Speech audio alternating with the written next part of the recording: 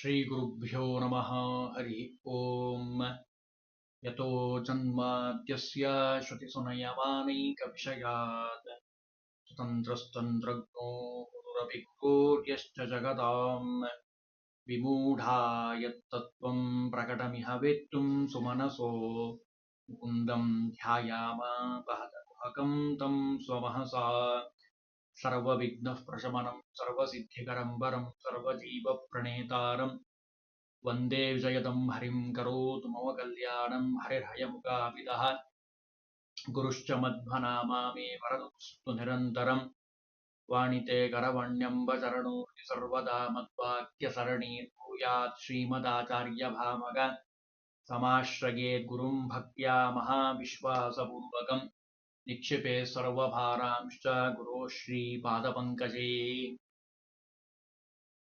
ಪ್ರಯಾಗ ಕ್ಷೇತ್ರದ ಮಹಾಮಹಿಮೆ ಅತ್ಯಂತ ಶ್ರೇಷ್ಠವಾಗಿರುವಂಥದ್ದು. ಬಹಳ ಜನ ನಮ್ಮಲ್ಲಿ ಕೇಳಿದ್ದುಂಟು, ಪ್ರಯಾಗ ಕ್ಷೇತ್ರದಲ್ಲಿ ಮಾಡುವಂತಹ ವೇಣಿದಾನದ ಬಗ್ಗೆ ಒಂದೆರಡು ಮಾತು ಹೇಳಿ ಅಂತ ಕೇಳಿದ್ದಕ್ಕೋಸ್ಕರವಾಗಿ ವಿವರಣೆಯನ್ನು ಕೊಡ್ತಾ ಇರುವಂಥದ್ದು. ಆರಂಭ ಕಾಲದಲ್ಲಿ ಚತುರ್ಮುಖ ಬ್ರಹ್ಮದೇವರು ಸರಸ್ವತೀ ದೇವಿ, ಬ್ರಹ್ಮದೇವರ ಮಡದಿಯಾಗಿರುವಂತಹ ಸರಸ್ವತೀ ದೇವಿ ಪ್ರಯಾಗದಲ್ಲಿ ವೇಣಿದಾನವನ್ನ ಮಾಡಿದ್ದಾರೆ. ಸರಸ್ವತೀ ದೇವಿ ಬ್ರಹ್ಮದೇವರ 3 ಬೆರಳುಗಳಷ್ಟು ಉದ್ದದ ತನ್ನ ಹೆರಳನ್ನ ಕತ್ತರಿಸಿ ಕೈಯಲ್ಲಿ ಹಿಡಿದುಕೊಂಡು ರತ್ನಗಳಿಂದ, ಸೌಭಾಗ್ಯ ದ್ರವ್ಯಗಳಿಂದ, ಪರಮಭಕ್ತಿಯಿಂದ ಷೋಡಶೋಪಚಾರ ಪೂಜೆಯನ್ನ ಪೂಜಿಸಿ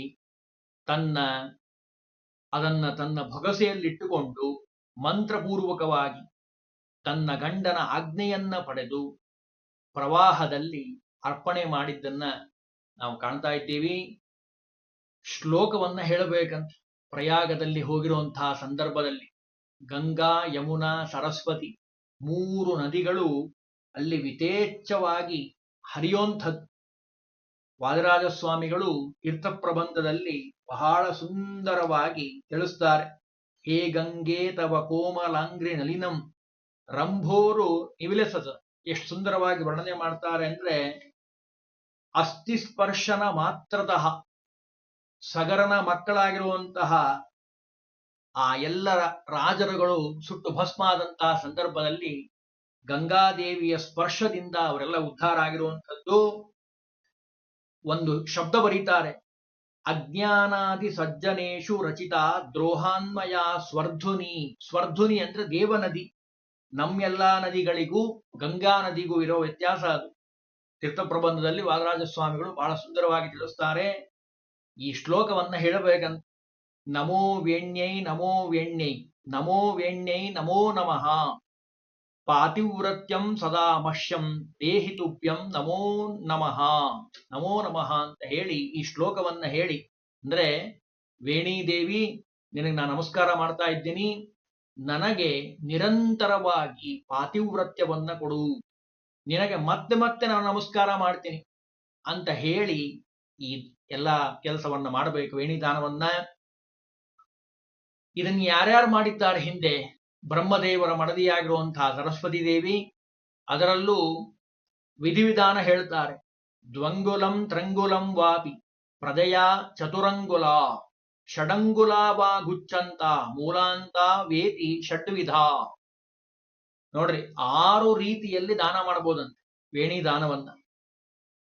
ವೇಣಿದಾನಕ್ಕೆ ಕೊಡುವಂತಹ ಜಡೆಯ ಉದ್ದವು 2, 3, 4, 6 ಅಂಗುಲದ್ದು, ಅಥವಾ ಜಡೆಯ ಆರಂಭವಾಗುವವರೆಗೂ, ಅಥವಾ ಕೂದಲಿನ ಬುಡದವರೆಗೆ, ಹೀಗೆ 6 ವಿಧದಲ್ಲಿ ಆ ವೇಣಿದಾನವನ್ನ ಮಾಡಬಹುದು. ಶಚೀದೇವಿ ಮೊದಲಾದ ಎಲ್ಲ ದೇವತಾ ಸ್ತ್ರೀಯರು, ರಂಭೆ ಮೊದಲಾದ ಅಪ್ಸರಾ ಸ್ತ್ರೀಯರು, ಋಷಿ ಪತ್ನಿಯರು 6 ವಿಧವಾದ ವೇಣಿದಾನವನ್ನ ಒಂದೊಂದನ್ನ ಆಯ್ಕೆ ಮಾಡಿಕೊಂಡು ತಮ್ಮ ಪತಿಯ ಆಜ್ಞೆಯಂತೆ ವೇಣಿದಾನವನ್ನ ತ್ರಿವೇಣಿ ಸಂಗಮದಲ್ಲಿ ವಿಧಿವತ್ತವಾಗಿ ಶಾಸ್ತ್ರಬದ್ಧವಾಗಿ ವೇಣಿದಾನವನ್ನ ಮಾಡಿರುವಂಥದ್ದು. ಮಾಡೋ ವಿಧಾನನೂ ಹೇಳಿಬಿಡ್ರಿ, ಅದರ ಮಹಿಮೆಯನ್ನ ಹೇಳಿ ಅಂತ ಪ್ರಶ್ನೆ ಮಾಡಿಕೊಂಡ್ರೆ ಅದಕ್ಕೆ ಉತ್ತರ ಹೇಳ್ತಾರೆ. ಪ್ರಯಾಗ ಕ್ಷೇತ್ರಕ್ಕೆ ಹೋದ ಕೂಡಲೇ ನಮಸ್ಕಾರವನ್ನ ಮಾಡಬೇಕು. ಯಾಕೆ? ವೇಣಿ ಮಾಧವ ಇರುವಂತಹ ಕ್ಷೇತ್ರ, ತ್ರಿವೇಣಿ ಸಂಗಮ. ನಾನೀಗ ಹೇಳಿದ ಹಾಗೆ ಗಂಗಾ, ಯಮುನಾ, ಸರಸ್ವತಿ. ಒಳ್ಳೆಯ ಶುಭ ದಿನ, ಶುಭ ನಕ್ಷತ್ರ ಇದ್ದಂತ ಇದ್ರೆ ನೀವು ಹೋಗಿರೋ ದಿವಸ ನೋಡ್ಕೊಂಡೇ ಹೋಗಬೇಕು. ಅದು ವಿಶೇಷವಾದ ಫಲವನ್ನು ಕೊಡ್ತಾ ಇದೆ. ಪೂರ್ವಾಹ್ನದಲ್ಲಿ ನಿತ್ಯ ಕರ್ಮಗಳನ್ನು ಮುಗಿಸಿ ಪೂಜಾ ದ್ರವ್ಯಗಳ ಸಹಿತವಾಗಿ ವಾದ್ಯ ವೈಭದ ಒಡನೆ ಪತಿ ಸಹಿತಳಾಗಿ ಸ್ತ್ರೀ ಸೌಭಾಗ್ಯವತಿ ಬ್ರಾಹ್ಮಣರು ಮುತ್ತೈದೆಯರು ಬಂದಿರುವಂತಹ ಜ್ಞಾನಿಗಳಿಗೆ ನಮಸ್ಕಾರವನ್ನ ಮಾಡಿ ಅವರ ಆಜ್ಞೆಯನ್ನ ಅಪ್ಪಣೆಯನ್ನ ಪಡೆದು ಪುರೋಹಿತರು ಅಲ್ಲಿ ಕ್ಷೇತ್ರ ವಿಧಿಯನ್ನ ಮಾಡಿಸ್ತಾರೆ. ಅವರು ಹೇಳೋ ಹಾಗೆ ವೇಣಿ ದಾನದ ಸಂಕಲ್ಪವನ್ನ ಮಾಡಿ ಹೊಸ ಸೀರೆಯನ್ನುಟ್ಟು ಪೂರ್ವ ಅಥವಾ ಉತ್ತರಾಭಿಮುಖವಾಗಿ ಕುಳಿತುಕೊಂಡು ಸಂಕಲ್ಪವನ್ನ ಮಾಡಬೇಕು. ಸಂಕಲ್ಪದಲ್ಲಿ ಒಂದೆರಡು ಮಾತು ಹೇಳ್ತಾರೆ, ಬಹಳ ಸುಂದರವಾಗಿರುವಂತಹ ಮಾತುಗಳು. ವೇಣಿದಾನದ ಹಿನ್ನೆಲೆ ಏನು ಅನ್ನೋದಕ್ಕೆ ಈ ಶ್ಲೋಕಗಳು ನಮಗೆ ಪ್ರಮಾಣಬದ್ಧವಾಗಿ ನಮಗೆ ಕಾಣುವಂಥದ್ದು. ಜನ್ಮ ಪ್ರಭೃತಿಯತ್ ಪಾಪಂ ಅಂದ್ರೆ ನಾವು ಹುಟ್ಟಿದಾರಭ್ಯ ಮಾಡುವಂತಹ ಅನೇಕ ಪಾಪಗಳಿದ್ದಾವೆ.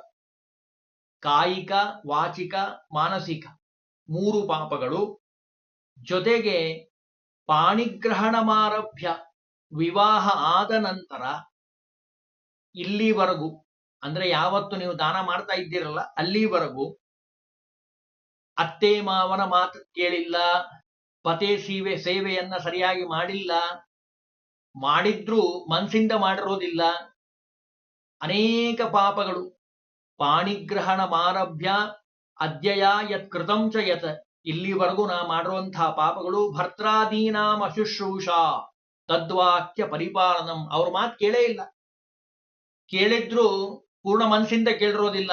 ಅಯ್ಯೋ ಹೇಳಿದ್ದಾರಲ್ರಿ ಮಾಡ್ಬೇಕಲ್ಲ. ಅದು ಅತ್ತೆ ಆಗಿರ್ಬೋದು, ಮಾವ ಆಗಿರ್ಬೋದು, ಗಂಡ ಆಗಿರ್ಬೋದು. ಈ ಎಲ್ಲಾ ಪಾಪಗಳ ಪರಿಹಾರ ಆಗತ್ತೆ. ಜೊತೆಗೆ ಅನ್ಯಸ್ಮಿನ್ ಪುರುಷೇ ಕಾಮಾತ್, ಮನಸ್ಸಿನಲ್ಲಿ ಪರಪುರುಷನ ಚಿಂತನೆ ಮಾಡಿದ್ರೆ,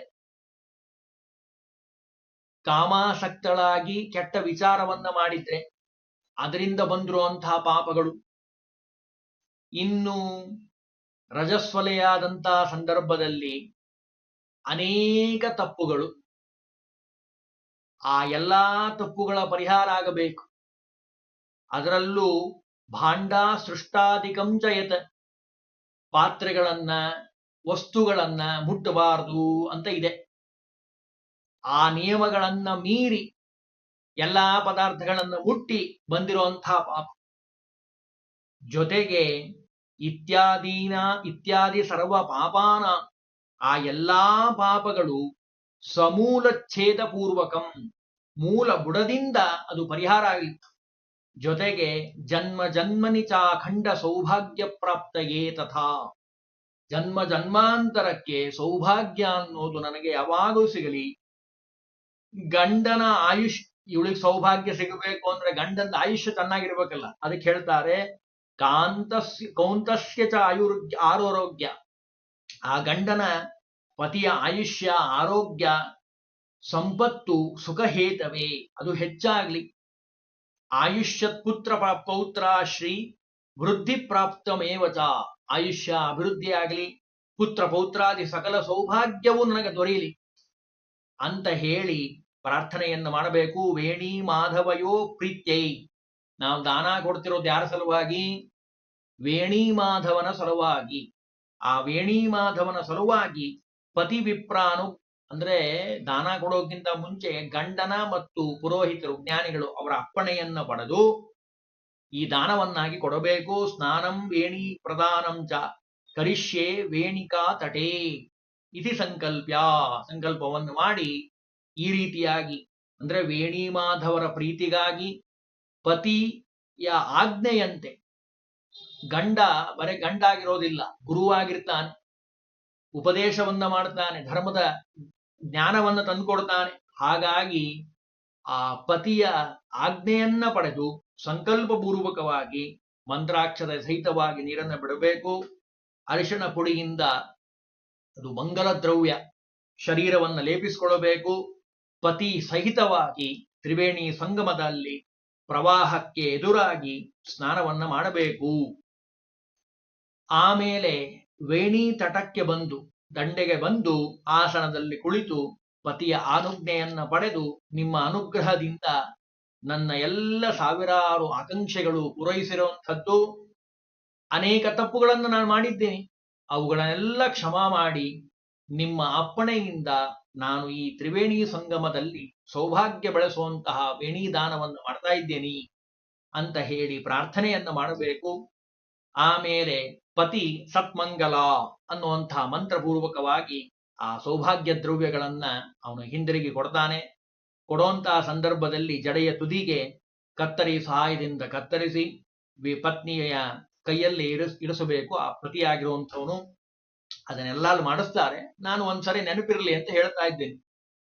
ಆ ಪತ್ನಿ ಹೇಳ್ತಾಳಂತೆ, ಆ ಸಂದರ್ಭದಲ್ಲಿ ಜನ್ಮ ಜನ್ಮಾಂತರದಲ್ಲಿ ನನಗೆ ಸೌಭಾಗ್ಯ ಯಾವಾಗ್ಲೂ ಪ್ರಾಪ್ತಿಯಾಗ್ಲಿ, ಸತ್ಮಂಗಲ ಅನ್ನುವಂತಹ ಮಂತ್ರಗಳಿಂದ ಪುಷ್ಪ, ರತ್ನ ಮತ್ತು ಮಾಣಿಕ್ಯದ ಸಹಿತವಾಗಿ ಆ ಜಡೆಯ ತುದಿಯನ್ನ ಪತಿ ಸಹಿತವಾಗಿ ತ್ರಿವೇಣಿ ಸಂಗಮದಲ್ಲಿ ಪ್ರವಾಹದಲ್ಲಿ ಹರಿಯ ಬಿಡಬೇಕು. ಇಬ್ಬರೂ ಮತ್ತೆ ದಂಪತಿಗಳು ಸ್ನಾನವನ್ನ ಮಾಡಿ ಹೊಸ ವಸ್ತ್ರವನ್ನ ಧರಿಸಿ ತ್ರಿವೇಣಿ ಪೂಜೆಯನ್ನ ಅಂದ್ರೆ ಮಾಧವನ ಪೂಜೆಯನ್ನ ಮಾಡಬೇಕು. ನದಿಯಲ್ಲಿ ಸ್ಥಿತನಾಗಿರುವಂತಹ ಗಂಗಾ ನದಿಯಲ್ಲಿ ಸ್ನಾನ ಮಾಡಬೇಕಾದ್ರೆ ಮಾಧವನ ಸ್ಮರಣೆ ಮಾಡಬೇಕು ಅಂತ ಇದೆ. ಒಂದೊಂದು ನದಿಯಲ್ಲಿ ಒಂದೊಂದು ರೂಪ ಇದೆ. ಅದರಲ್ಲಿ ಮಾಧವನ ರೂಪ ಗಂಗೆಯಲ್ಲಿರುವಂಥದ್ದು. ವಿಶೇಷವಾಗಿ ಅನ್ನದಾನ, ವಸ್ತ್ರದಾನ, ಮರದ ಬಾಗಿಣ, ವಾಯಿನ ದಾನವನ್ನು ಕೊಡಬೇಕು. ಪತಿ ಸಹಿತವಾಗಿ ವೇಣಿ ದಾನವನ್ನ ಮಾಡಬೇಕು. ಮತ್ ನಾನು ಬಹಳ ಸರಿ ಹೋಗ್ತೀನಲ್ಲ ಅಂತ ಯಾರಿಗಾದ್ರೂ ಪ್ರಶ್ನೆ ಬಂದ್ರೆ, ಹೋದಾಗ ಒಂದು ಒಳ್ಳೆ ದಿವಸ ನೋಡಿಕೊಂಡು ಹೋಗಬೇಕು, ಕೊಟ್ಟು ಬಂದ್ಬಿಡ್ಬೇಕು. ಪ್ರತಿ ಸತಿ ಹೋದಾಗ ಮಾಡಬೇಕು ಅಂತೇನಿಲ್ಲ, ಒಂದ್ಸಾರಿ ಮಾಡಿದ್ರು ಸಾಕು. ಪುಣ್ಯದ ಬಲದಿಂದ ಮತ್ತೆ ಮತ್ತೆ ಹೋದ್ರೆ ಸ್ನಾನವನ್ನ ಮಾಡಬೇಕು, ಜಪ ಪಾರಾಯಣವನ್ನ ಮಾಡಬೇಕು ಭಗವಂತನ ಪ್ರೀತ್ಯರ್ಥಕವಾಗಿ ಅನ್ನೋದು ನಮಗೆ ಶಾಸ್ತ್ರ ತಿಳಿಸಿಕೊಟ್ಟಿರುವಂತಹ ಸಂದೇಶ. ವೇಣಿ ದಾನವನ್ನ, ಎರಡು ಕೆಲಸವನ್ನ ಕಡ್ಡಾಯವಾಗಿ ಸ್ತ್ರೀಯರು ಮಾಡಬೇಕು. ಒಂದು ಋಷಿಪಂಚಮಿಯ ವ್ರತ ಸ್ತ್ರೀಯರಿಗೆ ಕಡ್ಡಾಯವಾಗಿ ಹೇಳಿರುವಂಥದ್ದು. ಎರಡನೇದಾಗಿ ಈ ವೇಣಿ ದಾನವನ್ನ ಹೇಳಿದ್ದಾರೆ. ನಿತ್ಯ ನೈಮಿತ್ತಿಕ ಕಾರ್ಯಗಳಲ್ಲಿ ಗೌರಿ ಪೂಜಾ ನಿತ್ಯದಲ್ಲೇ ಮಾಡ್ತಾರೆ, ವರಮಹಾಲಕ್ಷ್ಮಿ, ಎಳೆಯಷ್ಟಮಿ ಎಲ್ಲ ಮಾಡ್ತಾರೆ. ಜೊತೆಗೆ ಕಡ್ಡಾಯವಾಗಿ ಮಾಡಬೇಕಾಗಿರುವಂತಹ ಎರಡು ಕೆಲಸ, ಏಕಾದಶಿ ಎಷ್ಟು ಕಡ್ಡಾಯವಾಗಿ ಮಾಡಬೇಕು ಎಲ್ಲರೂ, ಹಾಗೆ ಸ್ತ್ರೀಯರಿಗೆ ಶಾಸ್ತ್ರ ವಿಧಿ ಮಾಡಿರುವಂಥದ್ದು ಹೇಳಿರುವಂತಹ ಧರ್ಮ ಋಷಪಂಚಮಿಯ ವ್ರತ. ಎರಡನೇದಾಗಿ ಪ್ರಯಾಗ ಕ್ಷೇತ್ರದಲ್ಲಿ ವಿಶೇಷವಾಗಿ ಭಗವಂತನ ಸನ್ನಿಧಾನ ಇದೆ, ಅಲ್ಲಿ ಹೋಗಿ ವೇಣಿದಾನವನ್ನ ಮಾಡಿ ಆ ವೇಣಿ ಮಾಧವನ ಅನುಗ್ರಹಕ್ಕೆ ಪಾತ್ರರಾಗಬೇಕು